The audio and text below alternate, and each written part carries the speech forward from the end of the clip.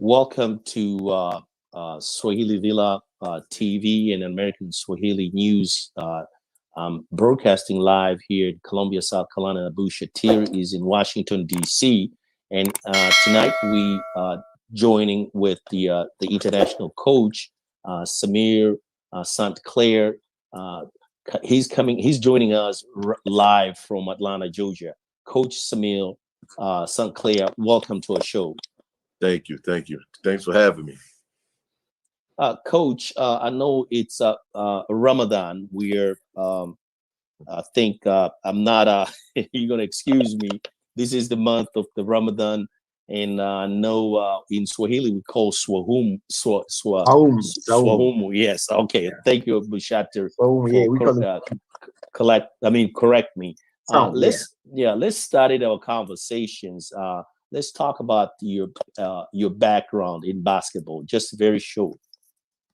I've had a extensive career. Been coaching, coming up on 21 years now. Started out as a high school coach in Atlanta, Georgia.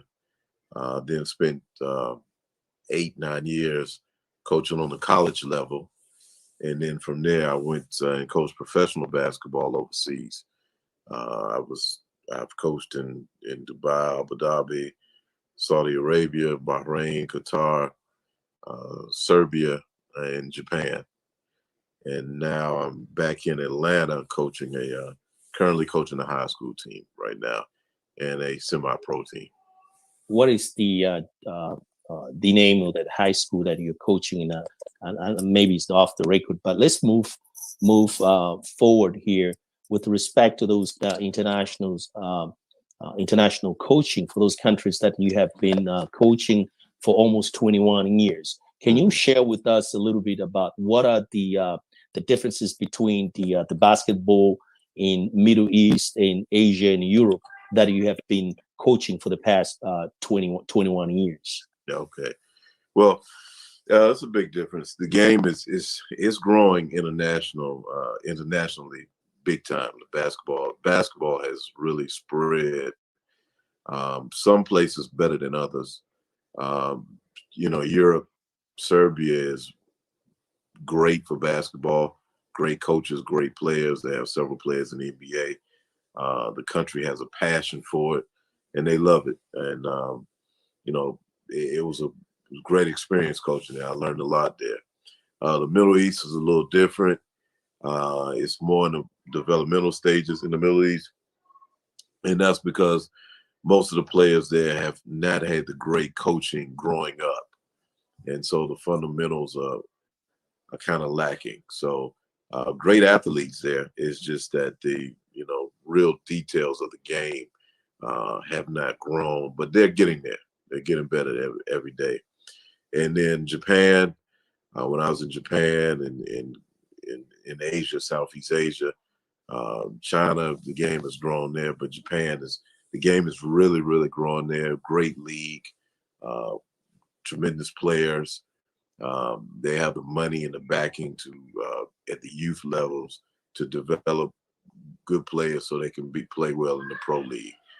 So baseball is still kind of king in Japan, but basketball is really, really growing there, and it's a great product.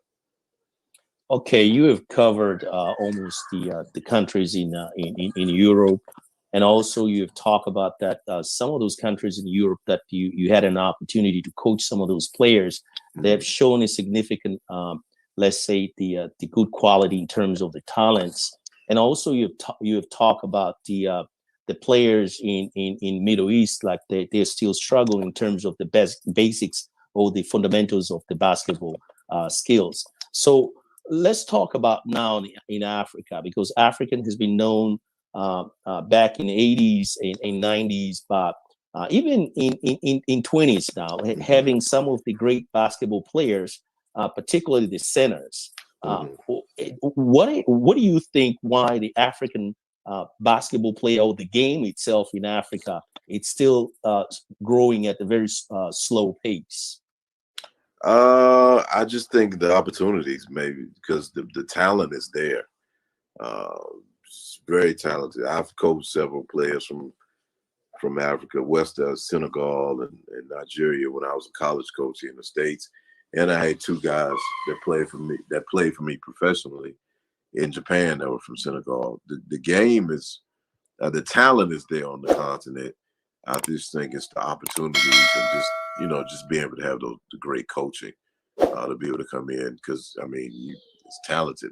It's talent everywhere, all over the continent. West Africa, East Africa, Central Africa. It's talent all over. Recently, I think 2 years ago, the Barack Obama and some of the great coaches here in America, I think they formed what they call it, the NBA Africa. Where do you see this NBA Africa is heading to in another 5 or 10 years from now? I think it's going to be huge. I think if I'm not mistaken, they start playing next month, and I think it's going to be huge. I think it's going to be great for the continent, just to show the world what type of talent Africa has. It's going to be myself. I was trying to get in on the league myself, just to have the opportunity to coach in that league. But I think it's going to grow. I think it's starting out with 12 teams. And each year they're going to add more teams. So I think it's going to be huge. Definitely a big thing. Do you think you have talked about the Middle East? There's a significant amount of, let's say, resources in terms of money to develop some of those young players, to develop their skills, and to develop the game itself in terms of the sponsorship. Do you think Africa they will experience? I mean, the same issues that the Middle East countries they experience right now? No, I don't think so, because the NBA the NBA and FIBA is investing a lot of money in Africa, and that's because the talent is there. So I don't think they're going to have the same experience as the Middle East, because you have the size, you have the athleticism. So the talent is on the continent, and the NBA and FIBA, they know what they're doing. They would not come and invest money in the continent if they didn't think it was any talent on the continent. So I don't think they're going to have those same issues as the Middle East. As a retired basketball player myself, I played in high school, and even I played for the Tanzania National Army basketball team in Tanzania. What have I experienced, and then I'll come back to you asking a question about the African country in terms of the basketball. Let's say the games, the way how they organize it in African continents. Don't you think that the African NBA teams they will face some of the challenges, such as to having a league that will be able to produce the best players and the quality players who maybe in another 5 years or 6 years will be able to cross over and come to play the NBA in America? There will be some challenges, but like I said, with the NBA backing the league and putting the money and the resources in the league, I just think it's going to be a tremendous deal just on the continent. They will have some issues, I think, but with the NBA just putting so much into the league, it's going to be great. That's what you need. You need money. and with the NBA backing it and pushing those resources into the league as far as coaches and the support staff and the trainers and the arena and everything, I think it's going to be huge. I think it's going to be huge. In Africa, there are 56 up to 55 countries that have been recognized so far. If somebody asks you from the NBA Africa, pick one of the country that you think is one of the or is the number one country in that particular category out of the 55 to produce one of the best team, which one do you think? I would go to Senegal. So can you? From my experience, I mean, I can name Senegal. I mean, from my experience being a college coach, recruiting players from Africa,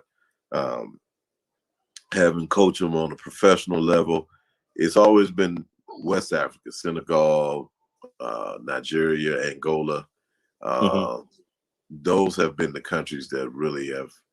I mean, you can go to North Africa, Tunisia, Egypt, but Senegal, Nigeria, Angola, those countries have really been like top notch as far as talent, from my experience. East Africa has kind of been slow. I know. You guys have Hashim. Coach, I thought you were gonna say Kenya there. Oh man, Kenya. Okay, go ahead. No, I know Tanzania had Hashim Tabi. He's been one of the guys who come out of East Africa. But as far as my choice, I would say Senegal. Senegal. Okay, let's move this conversation here in the United States of America, in Atlanta, Georgia. What exactly do you see they call the Atlanta? Do you think the NBA franchise in Atlanta one day they'll be able to win the NBA championship? You know, they've struggled for the last couple of years, but this year I think they'll make the playoffs. You know, it's so many factors in winning especially NBA championship. But I think to win an NBA championship, you got to have two big name stars, and if they can attract some free agents, some big name stars to come in here and shoulder the load, maybe they can win a championship. You know, but you know, I'm a DC dude, so man, you know, DC. Okay. You know, Swahili Villa online, Swahili Villa online TV, and in American Swahili News. Most of their listeners and their viewers, they from East Africa, and particularly in Tanzania. So, if the Tanzania National Basketball Associations invited you to visit Tanzania and providing them some clinics, what they call the clinics, the basketball clinics, would you be would you welcome them to do so? Definitely would. Yes, I would. I love to teach the game, and I love to travel. I love to travel, so yeah, I definitely would. Definitely. Okay, let's shift gear now to the J. I think the name of the restaurants there called Jkizondo. Is that correct? Swahili Bites. There's a video that is going viral in most of the Africans WhatsApp group. Can you tell us a little bit about the video? Once again, Jkizondo Swahili Bites has done it again. The Mahamri Ramadan is coming, people. Mahamri. Sweet bread, as I call it. So delicious and tasty. Come and get it.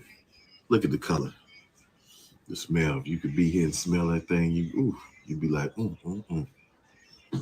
The taste is great. How do you eat it? I put jelly.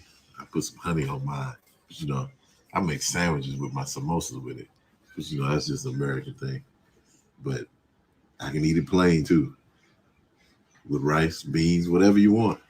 So great and tasty. We got them here every day for Ramadan. Make your iftars the greatest. Inshallah. Okay, tell us a little bit about. Let me give some feedback from this video, Coach. This video is going all over the East African groups and everything.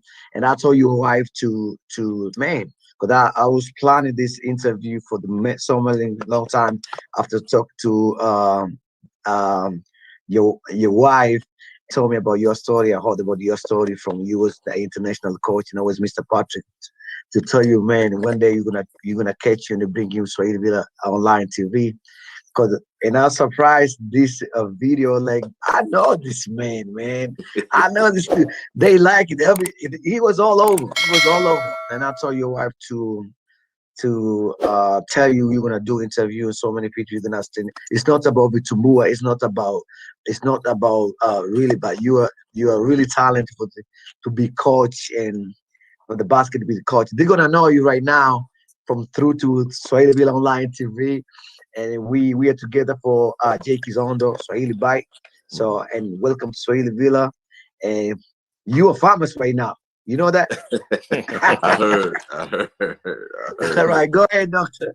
Okay, I just want to ask him just to talk a little bit about Jkizondo's right? Swahili by Jkizondo. Jkizondo, yeah. Let's talk about the video, and if there's any connection, the Swahili bites in basketball. Well, I guess the connection would be, my wife. She's the owner and operator of Jkizondo Swahili Bites. So, she uses me as to do some commercials, I guess, or whatever, for her food. So, I didn't know. I had no idea that the Mahamri video would go viral. But people seem to like it. But she wanted me. Yeah, she wanted me to give, I guess, the American perspective of Mahamri. So that's what I tried to do in the video. So very good, very good. We really do appreciate it for that. I can say very creative commercial. I can say or marketing strategies to market the Swahili bites. And so for the one of the things that surprised me today. I'm one of the member of one of the group, but then I was able to find that video, and then I was like, wow! And then I went straight and call Abu and said, this video is just going viral. So and then I asked Abu that if we can bring you on our show. So in closing, let me ask you a quick question. This is with respect to the basketball development in particular for the young youth in Africa. Mm-hmm. What is your last words about or opinion about the youth in Africa, just in general, about the basketball game? I would just definitely stress to anytime, anywhere you can work on your game and fundamentals, try to do that all the time. Just try to practice. And also the opportunities, I truly believe, will expand on the continent. It's just a lot of talent, not only in just basketball, just all around. It's just the opportunities, and I think from my field, the basketball field, I think the opportunities will grow, and a lot of players will be able to get a chance to showcase their talent, whether it's in America, whether it's in Europe, whether it's in Australia, in Asia, but now with the NBA coming into Africa, you can be right there on the continent and showcase your talent. So just keep practicing, keep working hard, and the opportunities will find you. Thank you, Coach, for taking your time. Let me take these conversations to Abu Shakir in Washington, D.C. All right. Thank you. Abu, your mic is mute. My bad. Coach, you born and raised in D.C.? Yeah, from Maryland, District Heights. District Heights? Yeah. I thought you from Anacostia there. Yeah. Nah, not from Anacostia. They're from Southeast? Yeah, my father is. Oh, okay. All right, that's good. Thank you very much to join with us, man. All right, thank you. Thank you, Coach. Good night. All right, good night. Thank you. Thank you.